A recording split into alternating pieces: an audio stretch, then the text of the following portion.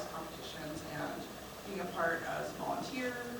And I was a technical advisor, running kind of the technical aspects of running the event for a number of years before I was, even out of college, and able to be hired as an engineer person or a designer.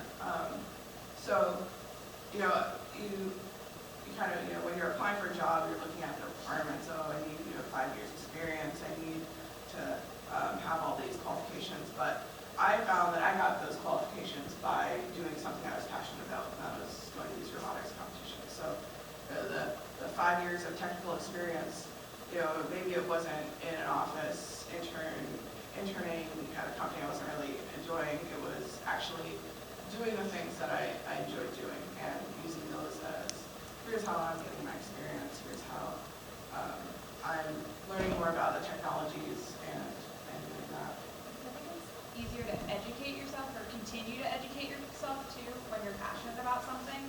So even if you are reading a job description and it's, maybe you're missing a certain skill set, but you really want that job or you're interested in that skill set because it's the job you really want, then it's easier to take that class, right? It's easier to learn that software program because it's furthering your passion.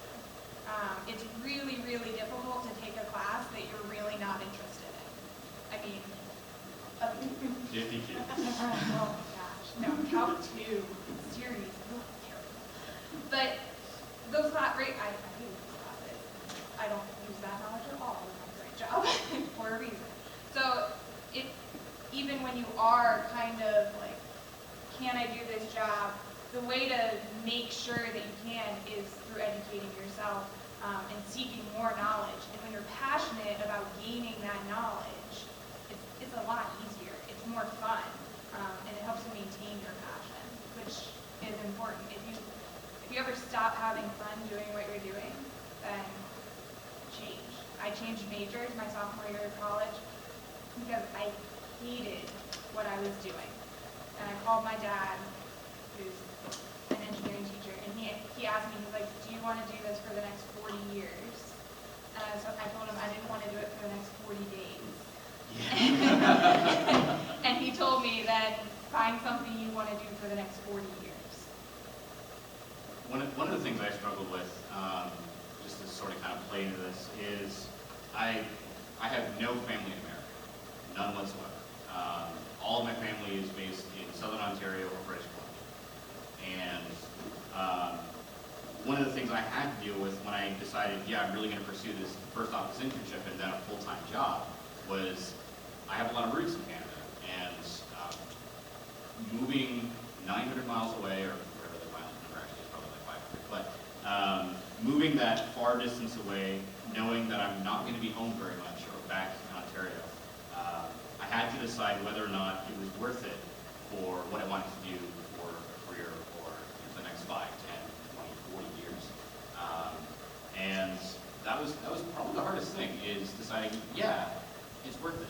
And I wasn't really sure when I started. I kind of just blindly stepped over the edge, went to the border, and got my visa, and that was that. And it's extremely simplified, but the only real reason I was successful and didn't run home in a week crying to go find my mom is because I had like-minded people with me who moved hundreds of miles away, who had similar experiences, that all had the same sort of passions and interests, and they'd done this before. They'd moved to a town in the middle of Indiana where they basically took a leap of faith and weren't 100% sure of it, and they really helped me through comfort, a bit of comfort, making it easier. Making it easier because I was surrounded by like-minded people, and I found that to be one of the most important things. Fun note, we're all transplants. Yes. So we love Indiana. Yeah. Yeah. All of the Indiana people had to go home for Father's Day. When I asked them for the family. 800 miles of home. Yeah. So happy Father's Day to everyone out there. So I wanted to move on to the next question. So let's talk about skills, because there are skills that you learn.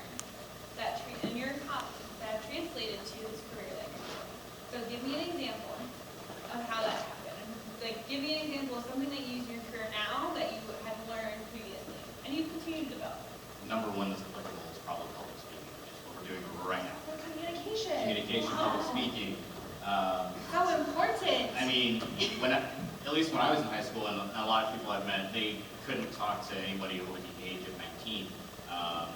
And because part of the first robotics program, your robot gets judged by professional engineers and scientists and other professionals, community professionals. Actual judges in judge polos Yes. that give you awards.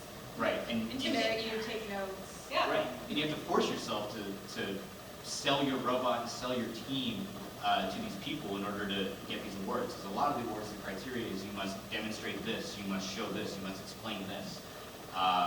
And so being forced to speak to judges and other volunteers and professionals at these competitions basically forced me to develop my public speaking skills and my communication skills, and allows me to have the confidence to sit here and discuss Indiana First with you guys. Yeah, and I think it's useful in that setting to have, our passion is robotics, having that as the tool to develop that public speaking and learn how to talk about the thing that you're passionate about. So you're like, oh, how do I develop public speaking? I don't know how to do that.